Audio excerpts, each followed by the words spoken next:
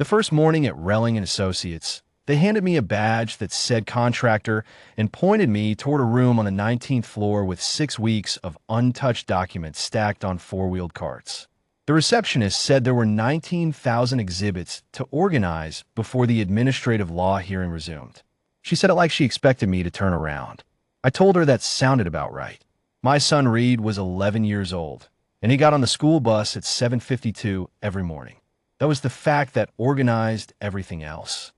Since his mother Deb died 3 years before, I had been at a job, some job, whatever the temp agency found me, by 8:30 every working day. That spring it was file clerk at a law firm downtown. The fall before, I had been a maintenance worker at medical complex over on the east side. Before that, at the night shift data entry contractor for a real estate title company. None of those employers had any idea who I was before Deb got sick. I had not made any effort to tell them, and I had no plans to start. Relling and Associates occupied the top 4 floors of a building made of glass and old money. Carson Relling himself was the kind of attorney whose name was on the door because he had earned it. 30 years of deliberate, painstaking work. His client, Patricia Wynn, was the CEO of Wynn Capital Management, a mid-sized investment advisory firm that the SEC's Division of Enforcement had accused of manipulating client returns through a series of falsified brokerage entries between 2019 and 2021. The allegation was securities fraud by another name. Specifically, that when Capital had misdated subaccount entries to make client portfolios appear to have outperformed their benchmarks, in order to retain advisory fees they had not legitimately earned. Patricia Wynn managed money for roughly 4,000 individual clients. Her firm employed 46 people. Her career and their livelihoods were on the line. She said the entries were errors, not fraud. Relling's team was going back before the administrative law judge with fresh evidence. The 19,000 documents were part of that effort, a complete review of the record, looking for the one thing the original defense hadn't found. I knew what they were looking for. Not because anyone told me, because I had spent 19 years learning how people hide things in paper. I first saw Patricia Wynn on day 3. She came off the elevator in a charcoal suit, phone pressed to her ear, and walked the full length of the floor without looking up once. I was pushing a document cart toward the storage room. She stepped around it without breaking stride. I was furniture. I understood that and held no opinion about it. Her CFO, Don Teller, was less neutral about the whole arrangement. On day 8, I brought a consolidated exhibit index to the conference room as requested and set it on the table. Teller was standing at the window with his arms crossed, looking at the city below. He glanced at the index, then at me. "Is that alphabetized?" I told him it was organized by exhibit number, per the filing protocol the ALJ had issued at the start of proceedings. He turned back to the window. "Tell the copy boy to sort it the other way, too," he said, to no one in particular. I picked up the index and walked back to the file room without a word. I alphabetized it, not for Teller. I alphabetized it because once I had the question in front of me, the correct organization for that specific index was by party name, and I would have arrived at that conclusion on my own inside of another day. That is what 19 years of document work does to a man. You stop organizing for the room. You start doing it for the document. The people in the room are temporary. The record is not. By day 14, I had processed roughly 11,000 exhibits and settled into a pace. Scan the header, log the exhibit number, verify the source annotation, check the chain of custody notation file. Most of it was what you would expect from a securities case of this size. Trade confirmations, client account statements, internal communications, due diligence memos. Important in their way, but not the thing I was quietly looking for.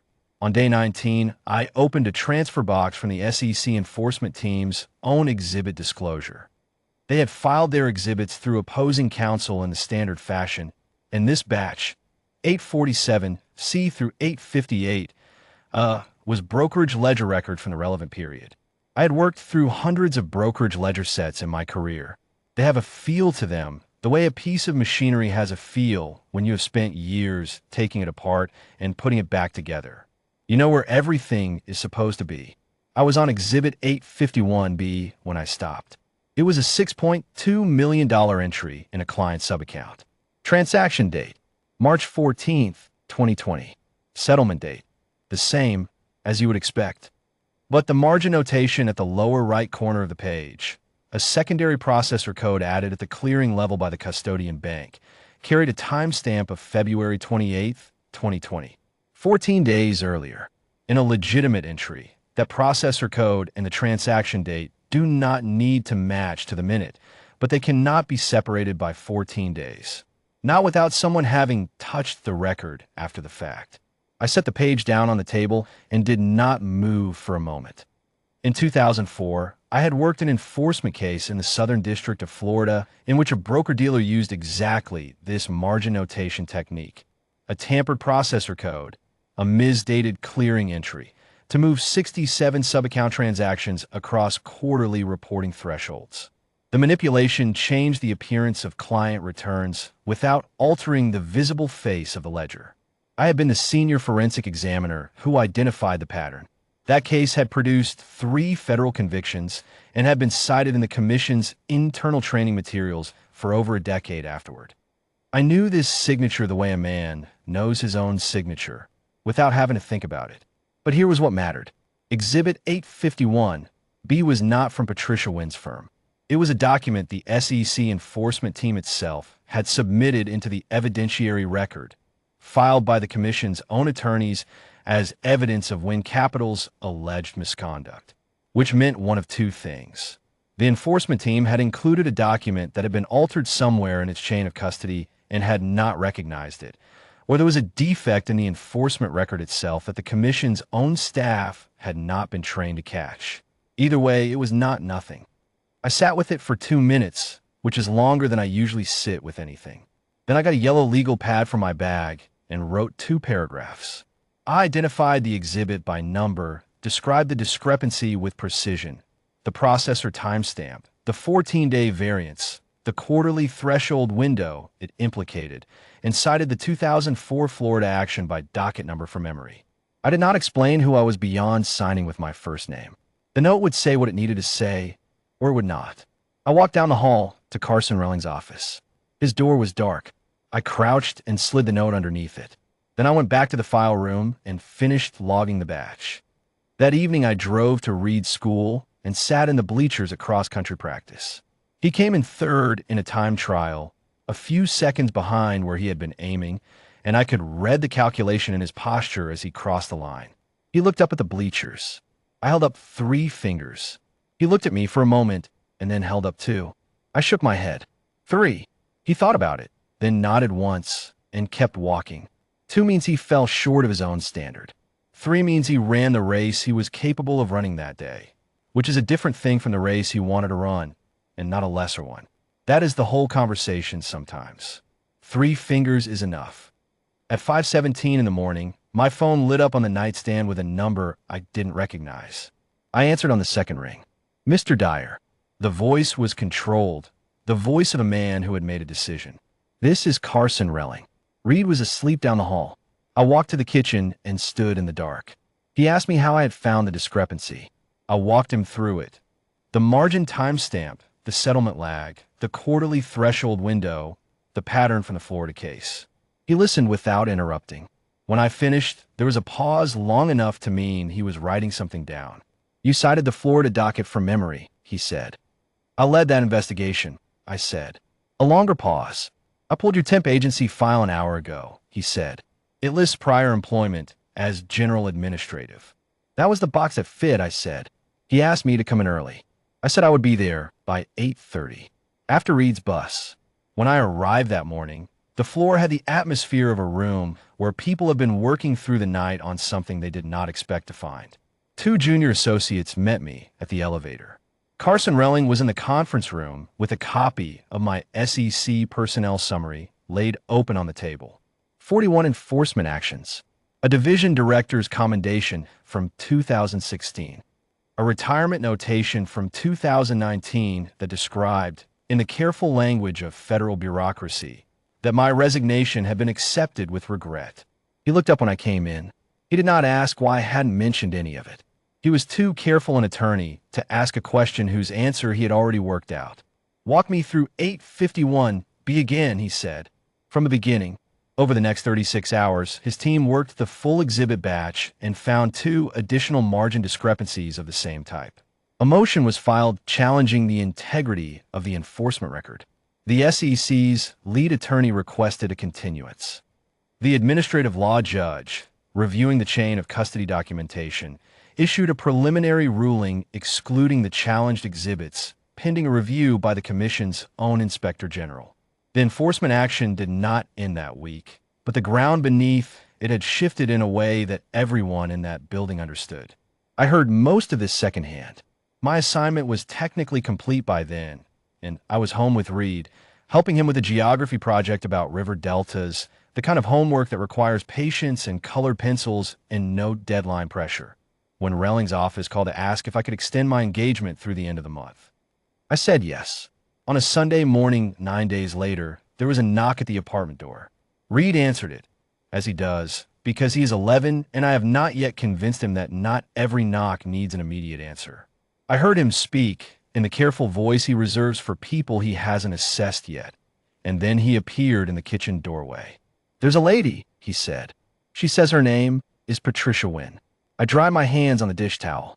She was standing in the hallway in the same charcoal coat I had first seen her in 3 weeks before. Sunday morning sits differently on a person than a working day does. She looked like the same person, but more so, more deliberate, more still. She looked at me steadily. "Mr. Dyer," she said. "I wanted to say this in person." I opened the door the rest of the way. "Come in," I said. "Coffee's on." She sat at the kitchen table. Reed appeared in the doorway once, took the measure of the situation, and withdrew with the quiet discretion that children develop when they have grown up in a house where things are handled calmly. Patricia Wynn watched him go. 19 days, she said. "I walked past you every day for 19 days. You had a significant case," I said. I set a cup in front of her. "Carson told me what you found," she said. "He told me who you were." "Who I was," I said. "I filed documents now." She studied me. "Why?" "There are answers to that question that go on too long." "My son gets on a bus at 7:52, I said. "I want to be the man on the sidewalk when it pulls away." She was quiet for a moment. On the Sunday street outside, a car went past, unhurried. "The firm would like to offer you a formal consulting engagement," she said. "Compensated properly. We have 3 pending matters that could use someone with your background." "One condition," I said. She waited. "2 of your junior associates, Cardenas and Park. They spent 2 nights in that file room, building the analysis after I left the note. The work that went into Relling's motion was built on what they found. Whatever comes out of this, their names go on the work product, not mine." She looked at me for a long moment. "Done," she said. She left after the coffee. I walked her to the door, and we shook hands, and the elevator took her down. I stood in the kitchen listening to the building settle around me, the way buildings do on Sunday mornings when most of the world has somewhere better to be. Reed came out from his room. "Was that your client?" "In a manner of speaking," I said. "Did you help her?" "I read a document," I said. "I noticed something that turned out to matter. Then I wrote it down." He considered this the way he considers most things, seriously, without rushing. "Is that hard to do?" "Not if you know what you're looking for," I said.